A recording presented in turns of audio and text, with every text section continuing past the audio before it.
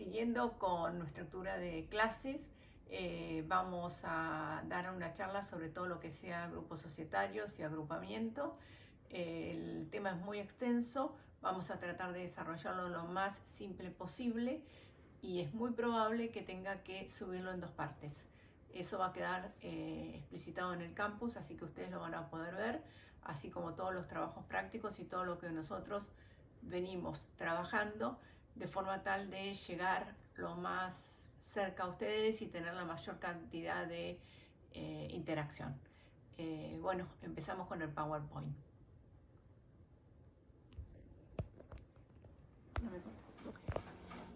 Buenas tardes, chicos. Vamos a hablar nosotros hoy de toda la problemática de los grupos societarios y los agrupamientos, y sobre eso vamos a centrar toda nuestra presentación. Lo primero que nosotros tenemos que hacer cuando hablemos de esta problemática es analizar la terminología y debemos diferenciar entonces lo que es el grupo del agrupamiento. Si analizamos esta problemática, pensamos que es necesario reconocer la existencia de este fenómeno grupal. Este fenómeno existe y que como en su momento se pasó del comerciante individual al artesano, el artesano a las pequeñas sociedades con sus aprendices, ahora también debemos avanzar desde la estructura de la sociedad individual al grupo societario. Estamos en otra realidad mundial, en otra realidad económica. Es difícil ver qué se entiende por grupo de sociedades, sobre todo porque existe una confusión terminológica cuando se habla comúnmente de ello, y por ello lo primero que debemos hacer nosotros es aclarar el uso de dicha terminología.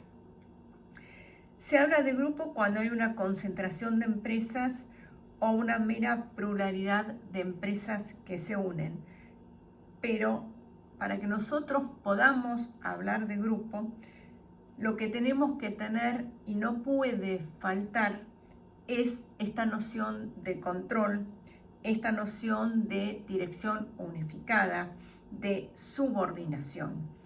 Esto es lo esencial.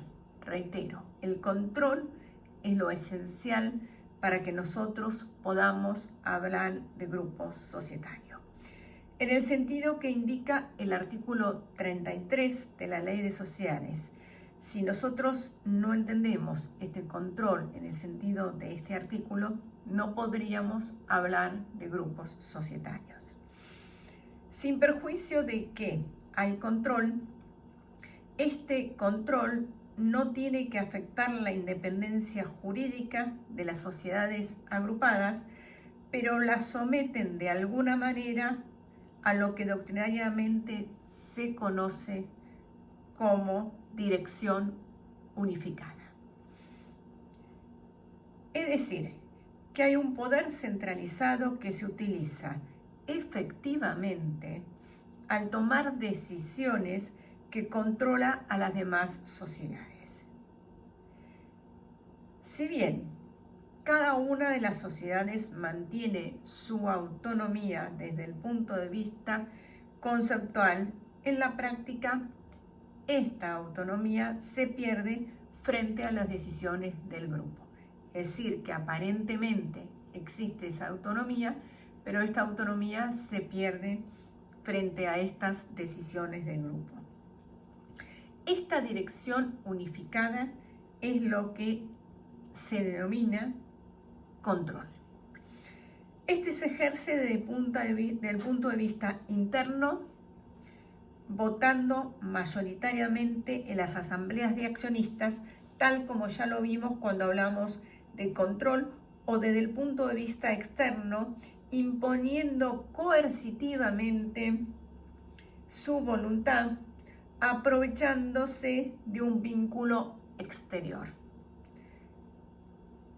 De esta forma, el poder de decisión de la sociedad se desplaza desde el seno societario hacia el exterior, el cual se radica en la sociedad controlante. Es decir, que es la sociedad controlante la que empieza a manejar y llevar los hilos de la sociedad controlada. Dice Fargosi que en este caso los intereses involucrados son tres: el de la controlante, el de las controladas o controladas, depende cuántas sean ellas, y el del grupo, y que hay que buscar un punto de equilibrio entre el interés de la controlante y el interés de las otras sociedades del grupo, de manera que nadie se vea perjudicado. En la práctica se trabaja con beneficio en común, pero sin una responsabilidad en común. Es decir, que se busca que las sociedades del grupo se beneficien en conjunto, como si hablásemos de una sola, pero por otro lado no hay una responsabilidad en común frente a terceros. Nosotros creemos que estos grupos societarios deben ser regulados mejor, más ordenadamente en nuestro ordenamiento jurídico. El gran desafío consiste en que se pueda establecer un sistema de responsabilidad y compensaciones que equilibre los diferentes intereses en juego. Estos grupos societarios donde hay esta subordinación, este control, esta dirección unificada, se diferencian de los agrupamientos donde lo que existe en el caso del agrupamiento es una relación de coordinación. ¿Qué significa una relación de coordinación? Es justamente a la inversa del grupo societario donde hay una relación de control. En estos casos se unen sociedades o empresarios individuales para colaborar, cooperar, desarrollar determinadas fases de alguna explotación. Si yo les pregunto a ustedes, ¿cuándo tenemos un grupo societario o cuándo se da esa relación de control y empiezan a pensar, seguramente van a encontrar supuestos donde se da esa relación de control? Ahora, la pregunta que les hago, ¿cuáles son esos grupos? Y me van a decir el grupo Techín, el grupo Clarín, el grupo Macro, me van a nombrar grupos. Ahora, la problemática pasa con respecto a otro tema de estos grupos societarios, es que se entiende por grupos societarios. Y acá nosotros nos encontramos con que los grupos societarios pueden estar reglamentados como grupos de derecho o como grupos de hecho. Los grupos de derecho existen en algunas legislaciones como Alemania, Brasil, Portugal. Cuando existe este grupo societario, existe un control de denominación, es decir, que se inscribe el grupo como grupo societario. Así como nosotros ahora inscribimos las sociedades en el Registro General de Personas Jurídicas, en la Inspección General de Justicia, en estos países donde existen los grupos societarios de derecho, se inscriben los grupos societarios como tal.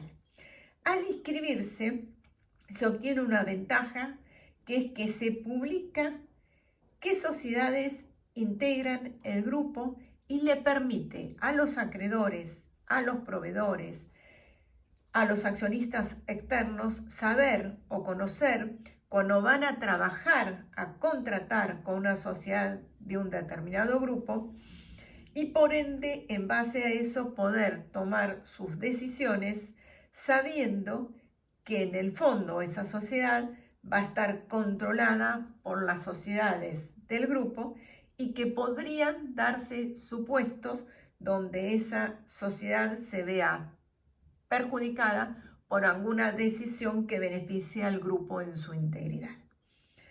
En estos casos del grupo societario se podría permitir que la sociedad individual pueda en algunos casos tomar decisiones internas que le sean perjudiciales, como por ejemplo vender un determinado producto a un precio más bajo o a un determinado acreedor o establecer un plazo más elevado. Pero ¿por qué puede hacerlo? Puede hacerlo esto y es simple y sencillo. ¿Por qué? Porque otra sociedad del grupo se está beneficiando. Es decir, que se permite que una sociedad tome una decisión que la perjudica, que la haga perder dinero, si esa decisión beneficia a otra sociedad del grupo. Por ejemplo, como la venta de estos, yo vendo camiones y la sociedad pierde 100 pesos porque vende estos camiones, pero hay otra sociedad del grupo, la sociedad B, que gana 200 pesos.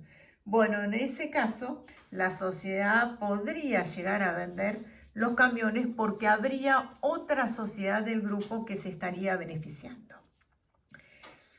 Pero justamente se puede hacer justamente porque el grupo en su conjunto se beneficia. En este caso se permitiría que se tome una sociedad un perjuicio en beneficio del grupo en general. Y los acreedores saben que eso puede darse y además tiene que haber normas que protejan a los acreedores y a los socios minoritarios de forma tal que estos no se vean perjudicados por las decisiones que se tomen en el grupo. Hay legislaciones que exigen o podrían exigir que las decisiones las tomen los accionistas externos al grupo, o se podría pedir, para que esto pueda ser, que la sociedad que se beneficie indemnice los perjuicios causados a la que toma una decisión que la perjudica, o que los accionistas externos se le dé el derecho de receso o se le dé la posibilidad de canjear sus acciones por otras, ya sea una garantía de dividendos mínimos. En nuestro ejemplo podría llegar a ser perfectamente una indemnización. Por otro lado, en contraposición con estos grupos de derecho, hay otras legislaciones que tienen grupos de hecho. Entre estas legislaciones que tienen grupos de hecho se encuentra nuestra legislación. Nuestra legislación, en la legislación argentina, no establece la obligatoriedad de institucionalizar el grupo, no establece la obligatoriedad de publicitar quiénes son los integrantes del grupo, ni inscribirlo en ningún lado. Los grupos son grupos de hecho. Se aceptan como algo lícito la formación y funcionamiento de estos grupos societarios, pero cada sociedad mantiene sus propias reglas individuales, es decir, que mantiene su propia autonomía de funcionamiento en cada uno de los órganos, llámese director, órgano de administración, órgano de gobierno. Es decir, que en este caso nos va a pasar que el interés social, ¿se acuerdan nosotros que hablamos de lo que era el interés social de cada sociedad? Cuando hablamos del caso Proe France, etc. Bueno, el interés social va a prevalecer sobre el interés de cualquiera de las otras sociedades del grupo. Y en nuestro derecho, además de que tenemos supuestos de sociedades de grupos de hecho, hay términos que se utilizan como sinónimos, que es grupo de sociedades, conjunto económico permanente o grupo económico. Si hacemos un estudio detallado de todas estas terminologías, vamos a ver que son manifestaciones diferentes, pero en la práctica responden a la misma estructura, fundada en una relación básica de control.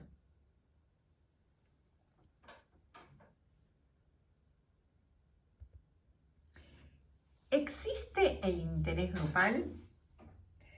Para algunos autores no se puede hablar de interés grupal y en nuestra ley no se encuentra previsto de manera específica. Recuerdo una ponencia hace muchos años que la doctora Calcaterra llevó a un congreso a Buenos Aires que decía, ¿existe el interés grupal? Por otro lado, los que consideran y aprueban su existencia dicen que si bien en principio se debería considerar como común a todos los participantes del grupo, es indudable que tiene el sello de la firma dominante que frecuentemente privilegia su propio interés. Es decir, que por más que digamos que existe un interés grupal, ese interés grupal va a estar tenido por la decisión de la sociedad controlante. Dice Fargosi que en este caso los intereses involucrados son tres, el de la controlante, el de las controladas y el del grupo, y que vamos a tener que buscar ese punto de equilibrio.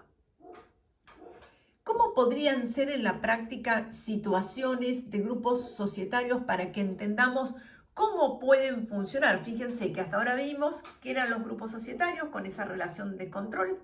Vimos que están los grupos de derecho en algunas legislaciones y los grupos de hecho en otras legislaciones, que nosotros tenemos esa relación de control dominante y tenemos un grupo de hecho. Vimos que no tenemos en nuestra legislación una idea de lo que sería en principio un interés grupal, si bien hay alguna doctrina que dice que podemos hablar de un interés grupal. ¿Cómo podríamos armar un organigrama o entender organigramas de grupos societarios? Uno podría ser este, fíjense. Tengo una sociedad que se llama Las Colmenas S.A. Esa sociedad, Las Colmenas S.A., es accionista de La Pradera S.A. y tiene el 80% del capital de La Pradera S.A. y el 20% lo tiene otro señor que se llama Juan Carlos Ríos, que es accionista externo al grupo, es decir, que es accionista solamente del 20% de Las Praderas S.A. Y por otro lado, Las Colmenas S.A. también tiene participación en Los Cardales S.A., que tiene también el 80% de Los Cardales S.A. Y hay otro accionista, que es Pedro Arregui, que es un accionista externo al grupo. Es decir, que si yo tomo una decisión que beneficia a Las Praderas, pero perjudica a Los Cardales, para Las Colmenas eso va a ser inocuo. ¿Por qué? Porque en realidad se va a ver compensado. Ahora, los accionistas externos, Juan Carlos Ríos y Pedro Arregui, uno se va a ver beneficiado y el otro se vería en principio perjudicado. Digo en principio, ¿por qué? Porque ahora vamos a ver qué normas tenemos en el derecho societario para ver que esto no se produzca y qué tendríamos que tener para lograr que esto efectivamente funcione de esta forma. Fíjense, Las Praderas S.A. es el mismo ejemplo anterior y Los Cardales S.A. Las Colmenas tiene el 80% del capital de Las Praderas S.A., Juan Carlos Ríos el 20% y Los Cardales S.A. tiene el 80%. El 80% del capital de Los Cardales es de Las Colmenas S.A. y Pedro Arregui el 20%. Fíjense que ambos son accionistas externos, son accionistas de esa sociedad, pero no de otra sociedad del grupo societario. ¿Qué otra posibilidad tendríamos? Fíjense, en base al mismo esquema de que Las Colmenas es accionista de Los Caracoles y La Pradera, ¿qué pasa? A su vez, tenemos que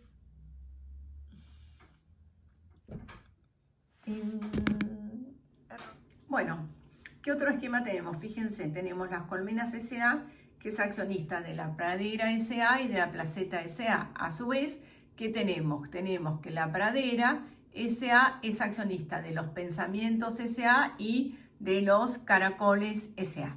Eso perfectamente nosotros lo podríamos llegar a hacer en una sociedad, o podríamos tener esquemas más complejos que este todavía aún. ¿Qué otro esquema podríamos llegar a tener? Fíjense, podríamos tener una sociedad que sea controlante, que se llame AEI S.A., y esa sociedad controlante tenga 3 sociedades que controlen, en la que cada una tenga una participación de un 70, de un 80, de un 60%, y a su vez cada una de esas sean accionistas de otra y esa participe en otra. Es decir, para hacer un ejemplo, una hilera, yo tengo AEA, es socia de Elegante S.A. y tiene el 80% de Elegante S.A. Elegante S.A. tiene el 60% en Electro S.A. y Electro S.A. tiene el 72% en el MAS S.A. Entonces esas serían otras estructuras. Podríamos manejar muchísimas estructuras de grupos societarios, de uniones diferentes. Otra podría ser así, que yo tengo Electro S.A., fíjense, y esta es la controlante y tiene un porcentaje de acciones en AF S.A., otro en OLAS S.A., otro en ELMAS S.A., otro en ILMAN S.A. y otro en USULIS S.A., es decir, que controla a todo el resto de las otras sociedades.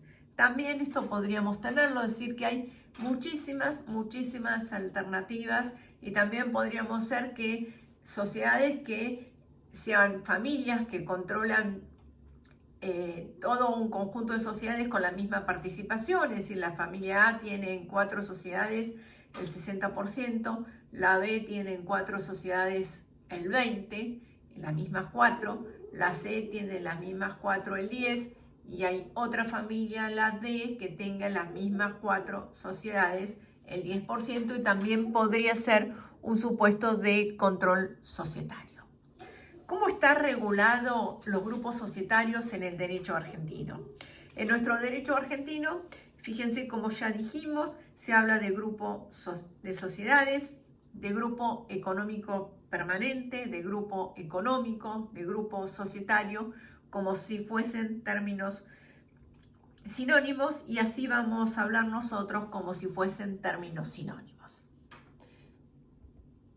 ¿Cuál es el tratamiento en nuestro país?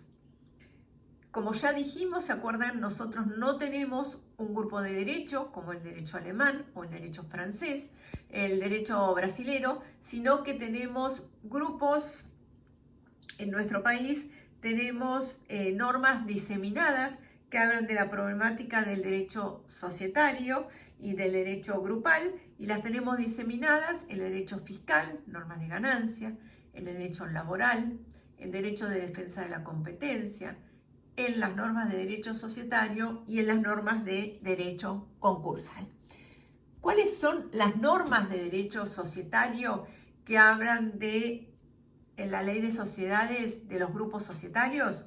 Bueno, recordemos, como dijimos, que nuestra ley no regula entonces el grupo como grupo de derecho, sino por el contrario como grupo de hecho. Es decir, que tenemos normas para las sociedades generales y dentro de ellas algunas que hacen relación al fenómeno de grupo. La norma fundamental, como dijimos, es el control, que aparece arreglada en el artículo 33, que ya vimos cuando analizamos la inoponibilidad de personalidad jurídica. Y recuerden que hablamos que en el artículo 33 califica el control en interno y externo, y dentro de la primera categoría hablamos de control jurídico y control de hecho. Conforme este artículo 33, el control puede ser ejercido ya sea en forma directa o por intermedio de otra sociedad a su vez controlada. La doctrina considera que aunque en nuestro artículo 33 solamente se refiere a relaciones de dominación entre sociedades, cuando se trata de figuras que generan responsabilización, como la norma del artículo 54, apartado tercero de la Ley de Sociedades, que habla de inoponibilidad, o el artículo 161 de nuestra Ley de Quiebras y Concursos, que ya vamos a ver en esta clase y que vamos a analizar, se debe aceptar que cuando se hable de control, no solamente hablemos de control entre sociedades, sino también que quede implicada la posibilidad de que la persona física sea la controlante. El otro elemento o noción esencial es la noción del interés social y esa noción también de interés grupal. Como también lo explicamos, en nuestro derecho debe prevalecer el interés social sobre el interés grupal y hablamos de qué era el interés social cuando hablamos la parte de objeto social, etc. El artículo 62 establece normas con respecto a la contabilidad y obliga a las sociedades que se encuentran comprendidas en el artículo 33, inciso primero, es decir, aquellas donde existan vínculos de control, donde una sociedad que posee participación por cualquier título que otorgue votos necesarios en las reuniones sociales o en las asambleas que presenten para tener mayoría, les obliga a que presenten como información complementaria de sus estados contables, estados contables anuales consolidados, es decir, consolidados entre las mismas y diferentes empresas y sociedades del grupo, confeccionados de acuerdo a principios de contabilidad aceptados y normas que establezcan la autoridad de contralor. De esta forma, hay que distinguir en los estados contables los beneficios que cada sociedad va a lograr por su propia actividad, es decir, cada una independientemente, cuáles son los beneficios económicos que tiene por su propia actividad, de los que se deriva de las participaciones con otras sociedades del grupo. Esto es importante. ¿Y para qué es? Es para conocer cuál es su verdadera utilidad con independencia del grupo del que forma parte. Es importante tener un detalle de la composición del patrimonio de la sociedad dominante, de la controlante, para advertir si está íntegramente integrado total o parcialmente con la participación que tiene en las otras sociedades. Y los estados contables deben confeccionarse en moneda uniforme. Además de estos artículos, o sea, el 33, el 54, el 62 a 76 que hablan de normas contables, también existen otros límites que algunos ya vimos. Los artículos 31 y 32 hablan de límites de objeto y participación de una sociedad en otra, que también ya lo vieron cuando analizaron los socios. El artículo 286 de la Ley de Sociedades establece que entre las incompatibilidades para ser director o síndico es el ser director, empleado o gerente de la misma sociedad o de otra controlante o controlada. Es decir, que yo no puedo ser director si soy síndico, director o empleado de otra sociedad controlante porque tengo incompatibilidad y tengo intereses contrapuestos. Asimismo, el artículo 299, inciso 6, que establece la fiscalización estatal, dice que las sociedades quedan comprendidas en fiscalización estatal obligatoria cuando se trate de sociedades controlantes o controladas por otra sujeta a fiscalización conforme a algunos de los supuestos del artículo 299.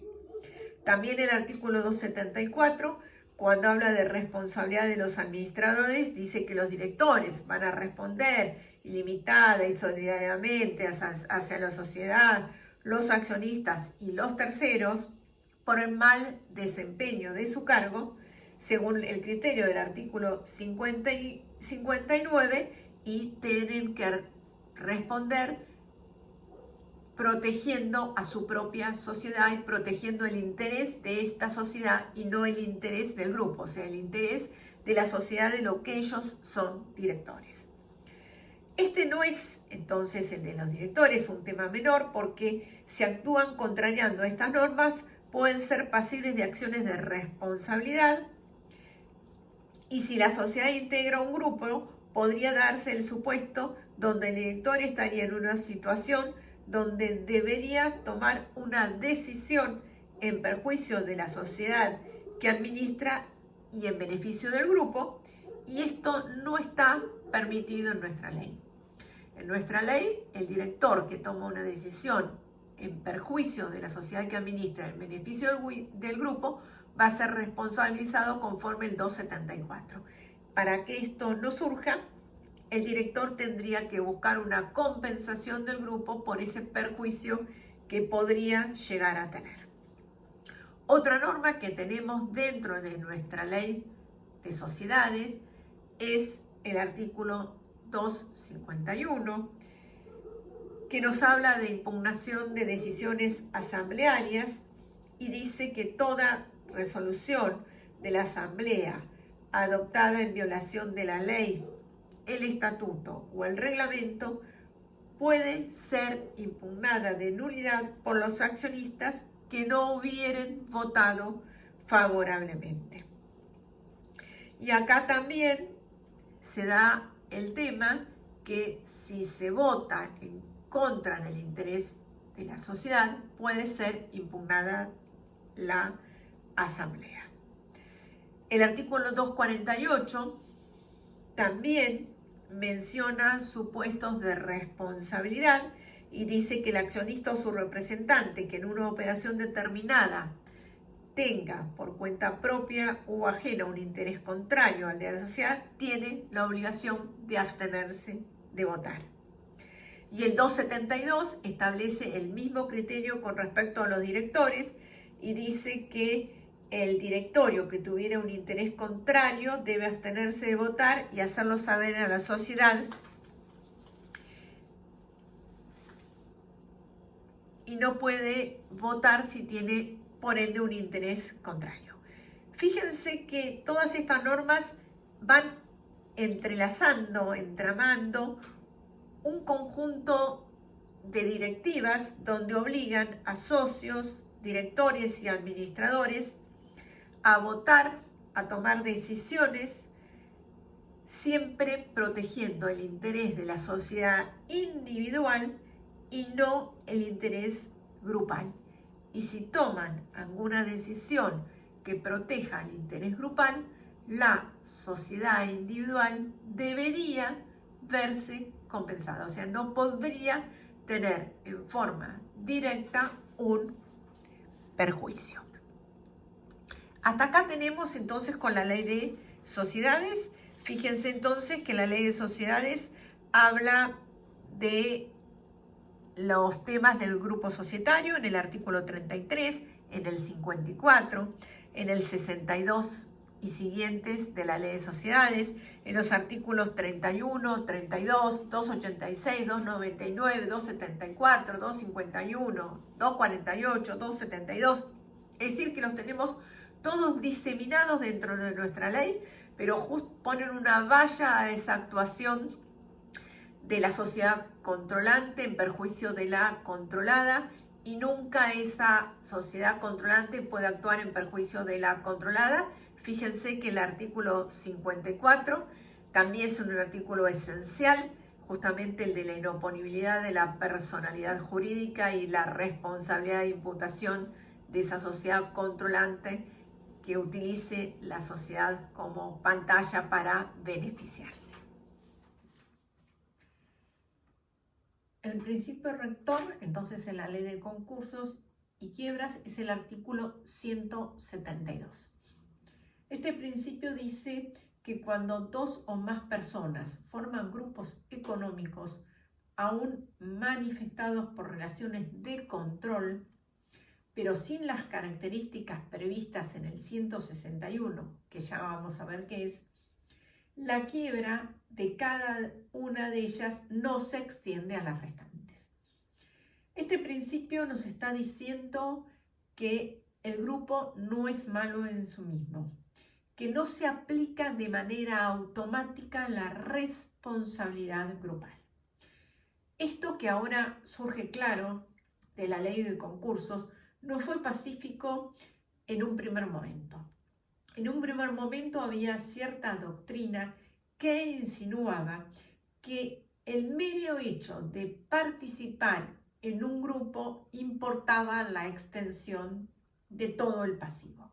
Luego surgió otra doctrina que decía que había que establecer límites a esta postura, y es por eso que cuando se reforma la modificación del artículo 54, apartado tercero de la Ley de Sociedades, se establece este límite o esta valla justamente a esa corriente doctrinaria que decía que por el solo hecho de ser controlante respondías, y por solo hecho de ser controlante había extensión de quiebra.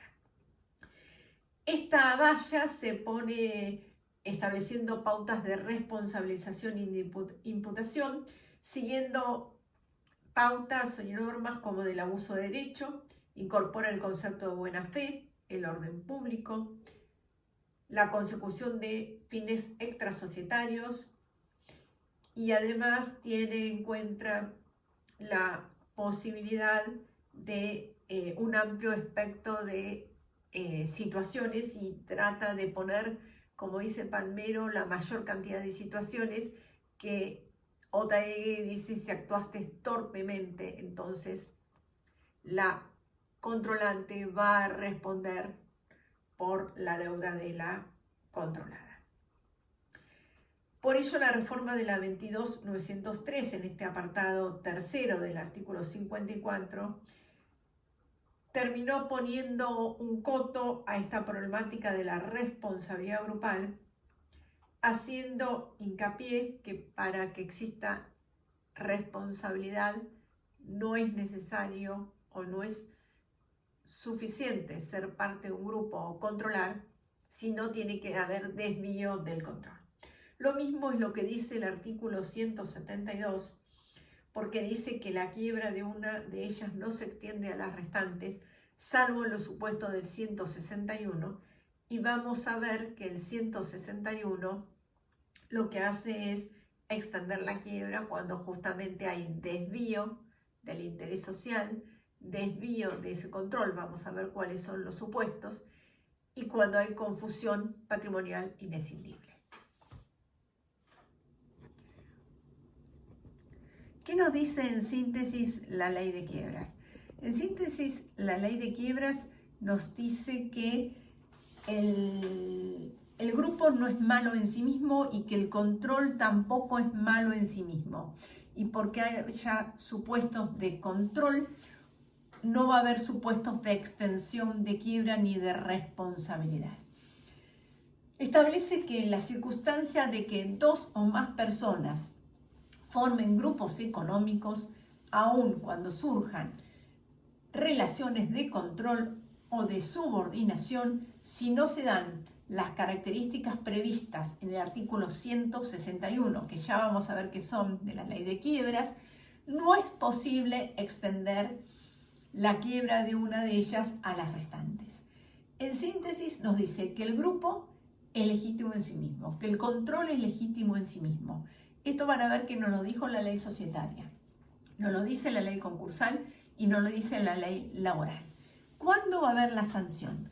La sanción va a estar en los supuestos del artículo 161, que es cuando hay desvío del interés social de la sociedad controlada en beneficio de la controlante o de alguna del grupo. O el otro supuesto es el supuesto de confusión patrimonial inescindible de activos y pasivos. Bueno, fíjense que acá tenemos el artículo 161 de la Ley de Concursos y Quiebras y el artículo 54, apartado tercero de la Ley de Sociedades. Y cuando hablamos acá en el inciso primero del 161 y el artículo 54, vamos a ver que son iguales. Si nos detenemos a analizarlo y a leer cada uno de ellos, vamos a ver justamente la similitud y que están hablando de lo mismo. Esto lo vamos a analizar bien en la filmina que sigue. que dice el artículo 161 de la Ley de Concursos y Quiebras, que la quiebra se extiende a toda persona que bajo la apariencia de la actuación fallida, sería la controlante, ha efectuado actos en su interés personal, es decir, la controlante ha efectuado actos en interés personal y dispuesto de los bienes de la sociedad como si fueran propios, es decir, de los bienes de la sociedad controlada en fraude de los acreedores de la sociedad controlada. Es decir, que acá la controlante es la que ha actuado en perjuicio de la sociedad controlada, dispuesto de los bienes de la sociedad controlada. En ese caso se extiende la quiebra porque ha actuado en su propio interés. Es decir, que si actuó en su propio interés es porque no actuó en interés de la sociedad controlada. ¿Qué dice el artículo 54 de la ley? ¿Se acuerdan que lo vimos cuando vimos inoponibilidad de la personalidad jurídica? Que dice que la actuación de la sociedad que encubra consecución de fines extrasocietarios, en este caso, fíjense, sería la sociedad controlada que sigue fines que no sean propios de su interés social, es decir, que seguiría fines que serían propios de la sociedad controlante. ¿Cuáles son entonces esos fines extrasocietarios? Los fines extrasocietarios son los fines en beneficio de otro, que en este caso sería la sociedad entonces controlante. Esto es lo mismo que dice entonces la Ley de Concursos y Quiebras cuando indica que la controlante haya realizado actos en interés personal. ¿Por qué? Porque si está realizando actos en interés personal, en vez de hacer actos en interés de la sociedad controlada, está haciendo actos en su propio interés de la sociedad controlante. ¿Qué es lo que dice entonces la Ley de Sociedades en el artículo 54 cuando habla de actos, de consecución de actos con fines extrasocietarios? Porque esto es consecución de actos con fines extrasocietarios de la Ley de Sociedades, serían para la sociedad controlada actos que no serían en su propio beneficio, sino en beneficio de la sociedad controlante. Es decir, que nosotros nos encontramos que los actos que en la Ley de Concursos se habla de en interés personal para sociedad controlante serían los mismos actos que la Ley de Sociedades en el artículo 54 habla extrasocietarios para la sociedad controlada. En ambos casos se está actuando en contra del interés social, fíjense, de la sociedad controlada, se perjudica al patrimonio de la sociedad controlada, se perjudica a los acreedores de la sociedad controlada y la controlante, tanto en el caso del 161 como en el 54, realiza actos en su propio beneficio, perjudicando a la sociedad controlada. Como los supuestos, fíjense, fácticos son los mismos, pero hay que analizar cuándo se aplica el 161 y cuándo se aplica el 54, porque en el caso de aplicación del artículo 54 de la Ley de Sociedades, la controlante responde por el acto que hizo e indemniza por el perjuicio causado. En el caso del artículo 161 de la Ley de Quiebras, la quiebra de la sociedad controlada implica también la quiebra de la sociedad controlante y por ende la ejecución colectiva de los bienes. Es decir, que en el supuesto de aplicación del artículo 161 nos encontramos con dos sociedades quebradas donde tal vez el acto de la controlante sobre la controlada sea insignificante. Y esto lleve a la ruina a una sociedad que se encuentra imbones. Bueno, hasta ahora vimos entonces, fíjense, que los supuestos fácticos del artículo 54 de la Ley de Sociedades y el 161, inciso primero de la Ley de Concursos y Quiebras son iguales. Entonces ahora lo que tendríamos que ver es cuándo se aplica el 54 y cuándo se aplica el 161. Y esto, respondemos, no es un tema menor, porque si se aplica el artículo 54, la sociedad controlante responde solo por el acto, y si aplica el 161, la quiebra de la sociedad controlada se extiende a la controlante e implica para la controlante la ejecución colectiva de todos sus bienes. ¿Cuáles son las similitudes o diferencias? Acá lo que empiezan los doctrinarios a decir qué tiene que darse para que se aplique el 161 y se extienda la quiebra y no se aplique el 54 de la Ley de Sociedades. Y acá tenemos diferentes posturas. Algunos hablan de la densidad del acto. Otaegui y Bulminelli dicen que lo que hay que tener en consideración para aplicar el artículo 161 es la densidad del acto, que este acto haya sido importante para determinar la quiebra de la sociedad controlada. Otros hablan que tiene que haber contribuido a la cesación de pagos de la sociedad controlada. Es decir, en este sentido, Rivera, Royman y Vítolos dicen que tiene que haber sido importante justamente esa actuación de la sociedad controlante que actuó en beneficio propio para que la controlada entre en cesación de pagos. Para Grispo tiene que haber sido el acto determinante, no que haya contribuido, sino que tiene que haber sido la causal específica que hizo que la sociedad controlada haya caído en cesación de pagos y por ende se le haya extendido la quiebra. Para Rullón habla que tiene que haber una relación de causalidad con la insolvencia. Fíjense que lo que dice Rullón y lo que dicen Rivera y Royman es parecido. Mientras que Rullón nos habla de relación de causalidad con la insolvencia, los otros doctrinarios nos dicen que tiene que haber contribuido a la cesación de pagos. Y después hay un fallito Comunio Exportadora con el voto de la doctora Piaget, que es muy importante porque nos dice que no basta un acto aislado, tiene que haber más de un acto, o sea, tiene que haber una concatenación de actos. Esto es importante porque fija una postura diferente, sin perjuicio que personalmente considero que puede ser que un acto sea muy importante y sea suficiente para que lleve a la quiebra a la sociedad controlada. Es decir, que no comparto plenamente en que debemos tener muchos actos.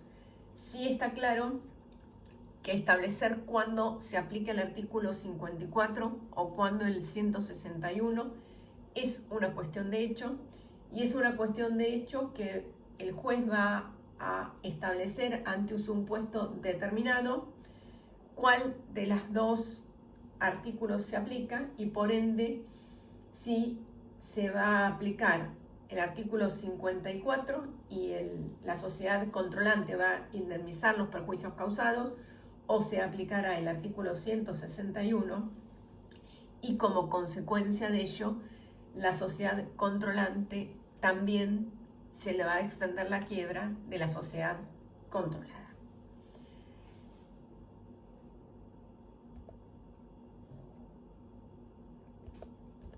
¿Qué nos dice el inciso segundo? Fíjense, el inciso segundo queda subsumido en el artículo, en el inciso primero, porque dice que la quiebra se extiende a toda persona controlante de la sociedad fallida cuando ha desviado indebidamente el interés social de la controlada, sometiéndolo a una dirección unificada en interés de la controlante o del grupo económico del que forma parte.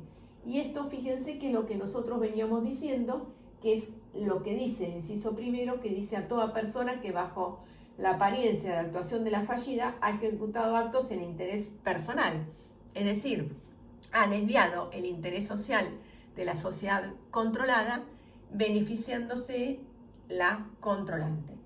Por eso toda la doctrina dice que queda subsumido en el inciso primero, porque cuando se desvía el interés social en beneficio de la controlante o una sociedad del grupo de la que forma parte, se está efectuando actos en interés personal de la controlante, desviando el interés social de la controlada en beneficio de la controlante, que es justamente lo que dice el artículo 161, inciso primero de la ley. El inciso tercero, artículo 161, inciso tercero de la ley de quiebras, dice que la quiebra se extiende a toda persona respecto de la cual existe confusión patrimonial inescindible que impida la clara delimitación de sus activos y pasivos o la mayor parte de ellos. Fíjese que la ley habla de activos y pasivos.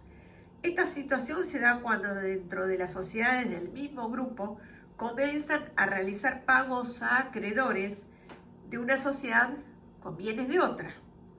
Imaginemos, por ejemplo, tengo una sociedad que tiene un buque pesquero, es dueña de un buque pesquero, y otra sociedad que explota una planta de fileteado de pescado. Con dinero de la sociedad que explota el buque, se paga a los empleados de la planta de fileteado, y con dinero que reciben de la exportación del pescado fileteado, se paga el combustible del buque. O empezamos a utilizar herramientas de una o en otra. Ahí es cuando hay confusión indescindible. Pero que fíjense que la ley, cuando habla de confusión indescindible, habla de activos y pasivos. No basta con que la confusión indescindible sea o de activos o de pasivos. Tiene que ser de activos y de pasivos, ¿sí?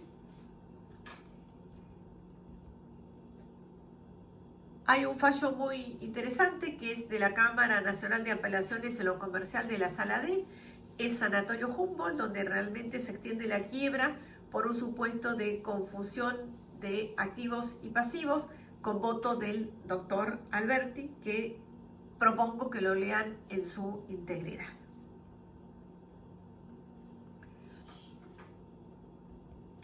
También la ley de concursos habla del supuesto de conjunto económico permanente. ¿Qué nos dice la ley de concursos en el supuesto de conjunto económico permanente? La ley de concursos y quiebras permite el concursamiento del conjunto económico permanente en su artículo 65. Esto que aparece así es un conjunto económico de hecho, es una incorporación de la ley que la doctrina no había ni pensado hasta su sanción y tampoco lo había considerado viable. Es decir, que permite que estos grupos que nosotros no tenemos institucionalizados, no tenemos inscritos como grupos, que no es necesario publicar, que los acreedores externos pueden o no saber que una determinada sociedad forma parte de un grupo, que los socios externos al grupo pueden o no saber que una sociedad forma parte de un grupo, que se concurse como conjunto económico permanente. Con esta norma lo que se hace es permitir este concurso del grupo, pero sin tener legislado entonces el grupo como grupo de derecho. Nosotros creemos que sería necesario que se regularice y se garantice a los terceros el conocimiento y la conformación de los grupos para poder hacer este concursamiento de conjunto económico permanente. En este caso, fíjense que la ley dice que deben presentarse al concurso todas las sociedades del grupo, aunque algunas de ellas se encuentren inbonis, es decir, no se encuentren en cesación de pagos. Ustedes todavía no vieron concursal, pero cuando lo vean van a darse cuenta que uno de los requisitos para que se pueda presentar en concurso una sociedad es que se encuentre en cesación de pagos. En este caso, cuando es el concurso del grupo y se presentan todas las sociedades del grupo, se van a presentar aunque no se encuentren en cesación de pagos, es decir, se encuentren inbonis. Asimismo, pueden presentar propuestas de pago a los acreedores separadas o propuestas de pago a los acreedores unificadas, es decir, todas las sociedades del grupo podrían llegar a presentar una propuesta de pago unificada y esto permitiría que alguna sociedad que no esté en bonis pueda quedar en quiebra porque todas las sociedades del grupo no cumplieron con esa propuesta unificada. También para obtener mayorías para el concursamiento tendría que convocarse a asambleas de las diferentes sociedades y acá se plantea que podrían llegar a impugnarse esas asambleas.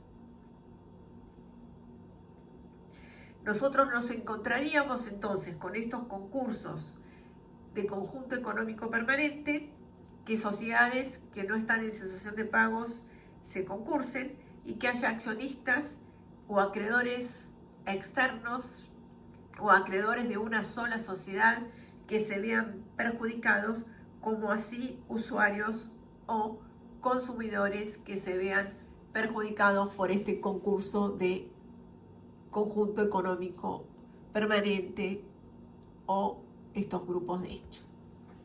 También la ley de quiebras habrá otras normas de la problemática grupal, y estas son el 142, que legitima a los síndicos para ejercicio de los derechos emergentes de todas las relaciones patrimoniales establecidas entre el deudor antes de la quiebra. Es decir, que van a ser los síndicos los que están legitimados para continuar todos los juicios de contenido patrimonial que el concursado inició antes de que se decrete la quiebra o el deudor.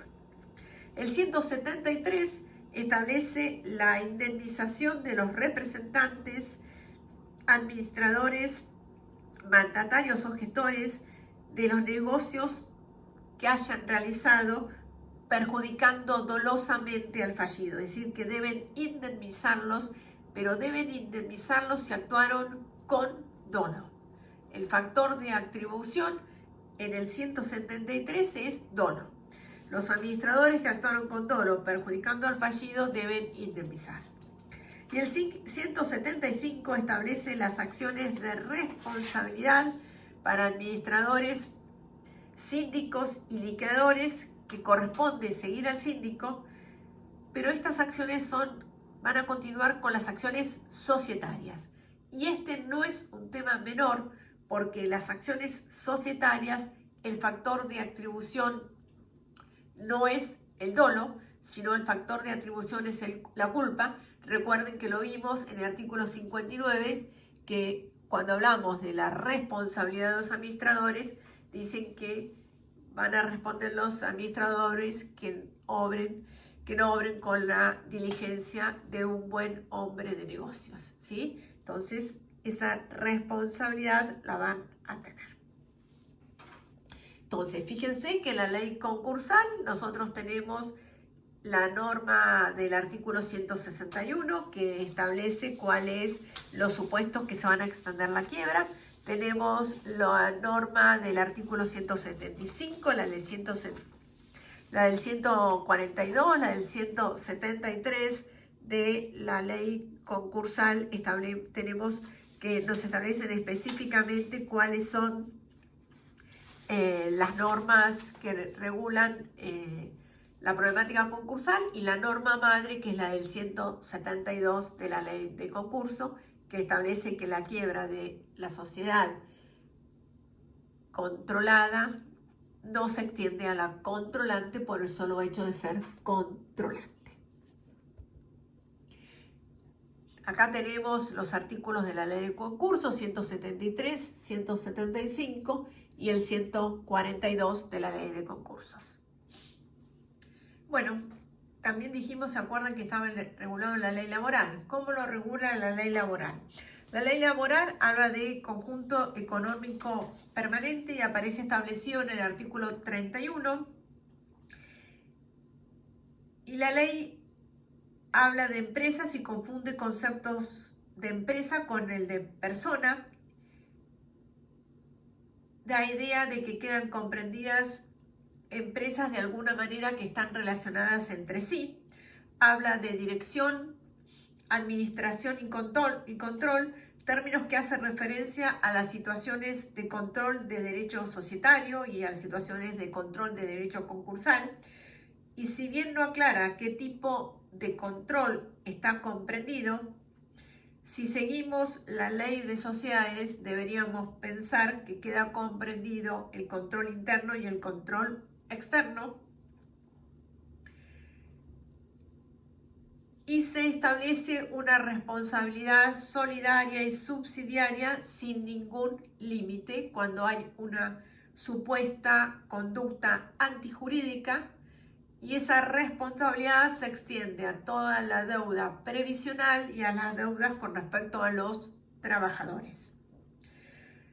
Si bien esta norma no es técnicamente tan prolija como las normas del derecho societario o las normas de derecho concursal, podríamos decir que esta norma del artículo 31 en lo esencial no colisiona con el espíritu del artículo 172 de la Ley de Quiebras y con el espíritu del artículo 54 apartado tercero de la Ley General de Sociedades, ya que la extensión de responsabilidad a otras empresas del grupo no se efectúa automáticamente, sino como consecuencia de una previa antijuricidad. Que fíjense que siempre es lo que nos están pidiendo, lo que nosotros tenemos, una actuación antijurídica, una actuación torpe, una actuación desviada, desviando los intereses de la controlada en beneficio de la controlante, de otra que forma el grupo. O sea, siempre estamos rondando sobre la misma problemática, y eso es lo que también nos estarían pidiendo con respecto a la ley laboral. La normativa es esta del artículo 33, que habla de las empresas subordinadas o relacionadas y la solidaridad. Y hay un fallito que es Beckerman Guillermo con Haggis, que es un trabajador que trabajó en diferentes empresas del grupo y donde se aplica una solidaridad laboral y grupal, que les recomiendo que también lo lean. ¿Cuáles son las consecuencias por la falta de reglamentación? Fíjense que nosotros tenemos falta de sistematización en la reglamentación, lo tenemos reglamentado en la ley societaria, en la ley concursal, en la ley laboral, en la ley de impuestos fiscal, pero no lo tenemos sistematizado como grupos de derecho. ¿Cuáles son las consecuencias o cuáles son las falencias que nosotros tenemos? Como consecuencia de la forma en que están regulados los grupos societarios en nuestra ley de sociedades, en los artículos 54, 31, 32, 33, 62, 286, 299, 274, 251, 248, entre otros, y en la ley concursal, en el 161, 165, 142, 173 y el artículo 31 de la ley laboral y el principio rector del artículo 172 de la ley de concursos y quiebra, nos vamos a encontrar que no se encuentra correctamente protegido el interés social de la sociedad controlada dentro del grupo, el interés de los accionistas minoritarios o externos, si bien tienen acciones para impugnar las asambleas, tienen acciones para hacer acciones de responsabilidad, pero no se encuentran correctamente protegidos. Tampoco están correctamente protegidos los intereses de los acreedores, los intereses de los consumidores y usuarios, y todo esto llevaría o debería buscarse una modificación justamente para que todos estos se encuentren perfectamente protegidos. Y hacia eso es donde nosotros deberíamos tender con respecto a los grupos societarios. ¿Cómo podríamos proteger a estos accionistas externos? Si bien se permite la impugnación de asambleas cuando hay un acto lesivo, sabemos todos que el proceso de impugnación de asamblea es un proceso lento, que lleva mucho tiempo, que cuando llegamos con la asamblea impugnada, ya la sociedad está en otra etapa, el accionista perdió 4 o 5 años, entonces deberíamos buscar otras soluciones. Una solución podría ser, por ejemplo, una compensación indemnizatoria, que la sociedad controlante compense a la controlada cuando esta última toma una decisión perjudicial para ella, en beneficio o interés del grupo de la que forma parte. Entonces, esa compensación indemnizatoria, si tiene 100 pesos que pierde, decir, bueno, efectivamente, podés votar, podés tomar una decisión, podés realizar algún acto que no te beneficie, pero el grupo te tiene que indemnizar. Si el grupo la indemniza, podríamos actuar de esta forma y sería una buena forma de sistematizar esta problemática grupal.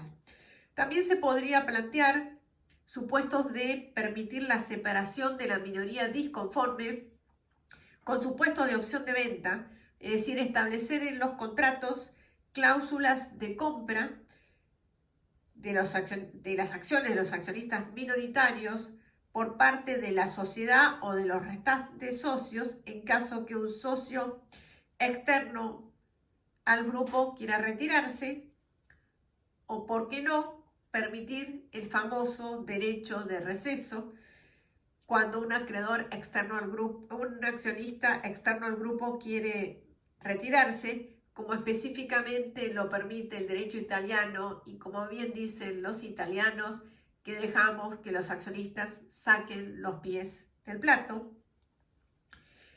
También podríamos poner sistemas de información contable, consolidar sistemas de información contable de forma tal que los accionistas tengan mayor cantidad de conocimiento, de información y le den mayor seguridad.